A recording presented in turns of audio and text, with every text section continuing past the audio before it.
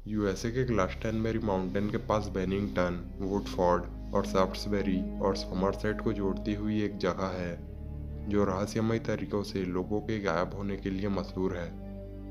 माना जाता है कि यहाँ जाने वाले लोग वापस नहीं लौटते, यहाँ तक कि उनका शरीर भी नहीं मिलता। सालों पहले इस जगह में अच्छी खासी संख्या में लोग रहते थे, लेकिन कथित तौर पर भूतिया होने की वजह से अब बहुत कम लोग यहाँ बचे हुए हैं। 1920 से लेकर 1950 तक यहाँ ढेर सारी डरावनी वारदातें हो चुकी है। इसलिए आज हम बात करेंगे इस रहस्यमय बेनिंगटन ट्रायंगल के बारे में। तो हेलो दोस्तों, मैं हूँ आपका दोस्त अरोड़ और आप देख रहे हैं हमारा चैनल ऑल अबाउट अमेजिंग। तो चलिए स्टार्ट करते हैं आज की इस एपिसोड को। इस जगह को इंग्लैंड के मशहूर लेखक जोसेफ ए सीट्रो ने बेनिंगटन ट्रायंगल कहकर बुलाया था।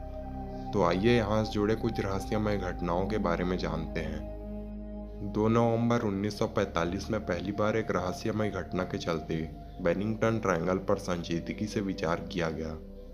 असल में लगभग 74 वर्ष के बुजुर्ग अपने साथियों के साथ शिकार के लिए इस जगह पर गए थे। कई घंटों की शिकार की खोज के बाद वह अपने टेंट में लौट रहे थे। वह अपने अन्य साथियों की तुलना में थोड़ा तेज चल रहे थे, इसलिए वह आगे चल रहे थे। कुछ देर बाद ही वह अपने साथियों की आंखों से ओझल हो गए। उनके साथी चिंतित थे कि वह कहाँ गया। काफ़ी देर की मशक्कत के बाद वो उन्हें नहीं मिला, तो स्थानीय पुलिस के पास उसके साथी पहुंचे।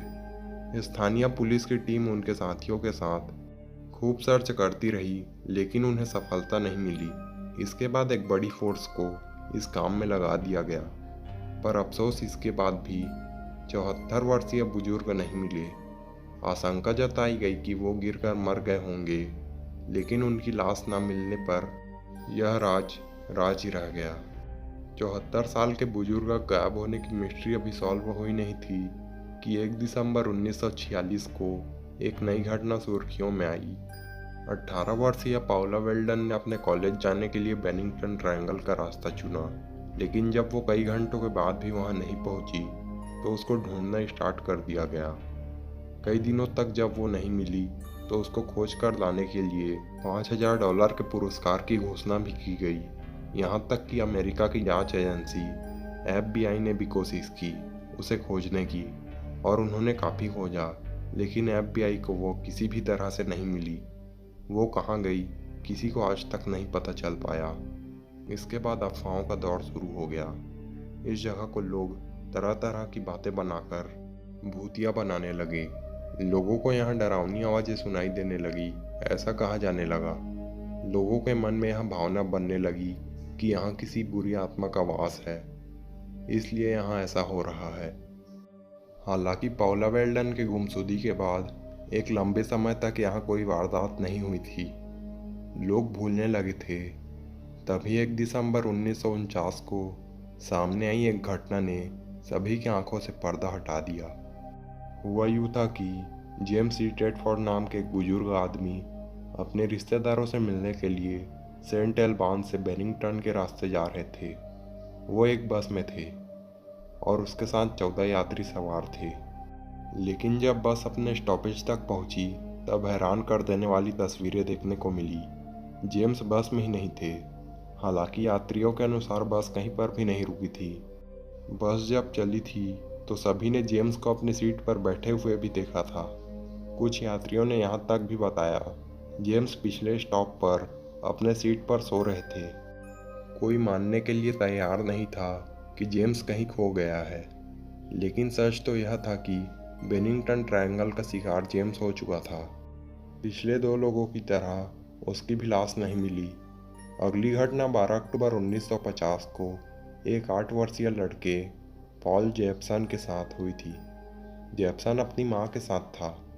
माँ ने उसे खाना दिया और पास में कहीं चली गई। कुछ देर बाद जब वो वापस लौटी तो उसने देखा जेप्सन वहाँ पर नहीं था।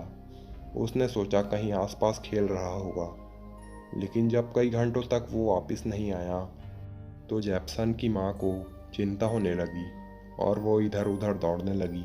जेप्सन को हर एक जगह ढूंढा गया जहाँ वो जा सकता था, लेकिन वो कहीं नहीं मिला। एक स्पेशल टीम जेप्सन की खोज में निकली। उसने हर एक जगह पर ध्यान से खोजा, नदी, पहाड़, यहाँ तक कि पेड़ों को भी खोजा गया, पर जेप्सन का कहीं पर भी पता नहीं चला। कोई नामो निशान नहीं मिला। उसकी मृत शरीर तो दूर की बात, उसके कपड़ों तक का कोई भी सुराग नहीं मिला। जेप्सन की घटना के महज 16 दिन बाद ही 53 साल के फ्रीडा लैंगर अपने चचेरे भाई हार्बर्ट के साथ सोमरसेट जलाशय के पास अपना डेरा डाले हुए थी। अचानक एक छोटी सी डाली को पार करते हुए फ्रीडा पानी में गिर गई। उसको स्विमिंग आती थी, इसलिए हार्बर्ट बेफिक्र था। उसने सोचा फ्रीडा अभी आ जाएगी, लेकिन वो नहीं लौटी। तब हार्बर्ट ने सोचा शायद फ्रीडा सीधे टेंट में चली गई होगी, लेकिन वहां जाकर देखा तो वो वहां भी नहीं थी। 5 हफ्ते तक उसको खोजने के लिए हेलीकॉप्टर का प्रयोग किया गया, किंतु वो नहीं मिली। कहा जाता है कि इस घटना के 1 साल बाद 12 मई 1951 को फ्रीडा का शरीर मिला और उसे एक सोमरसेट के जलाशय के पास पाया गया, लेकिन उसके मृत्यु का सही कारण नहीं पता लगाया जा सका। फ्रीडा मात्र एक इंसान थी जिसका शरीर पाया गया। यह तो महज कुछ उदाहरण है। बेनिंगटन ट्रायंगल से जुड़ी कुछ ऐसी और भी ऐसी रहस्यमय घटनाएं हैं जिनके सिर और पैर नहीं हैं। बेनिंगटन ट्रायंगल से लोग कहाँ गए, इसका जवाब किसी के पास नहीं मिलता, लेकिन हम लोग अपनी राय जरूर रखते हैं। कुछ का मानना है कि ग्लस्टनबेरी माउंटेन के आसपास का क्षेत्र एक श्रापित भूमि है, इसलिए यहाँ ऐसा होता है। तो कुछ लोग कहते हैं कि जंगल में एक विशाल जीव है जो लोगों को जिंदा निगल जाता है। लेकिन अगर इन बातों को मान भी लिया जाए, तब भी ये सवाल वहीं का वहीं है कि ऐसा हत्याओं का कोई निशान क्यों नहीं मिलता। तो दोस्तों, आज के लिए बस इतना ही। अगर आपको यह वीडियो पसंद आई होगी तो इसे लाइक करने के अलावा अपने फ्रेंड्स और फैमिली मेम्बर के साथ शेयर जरूर करें।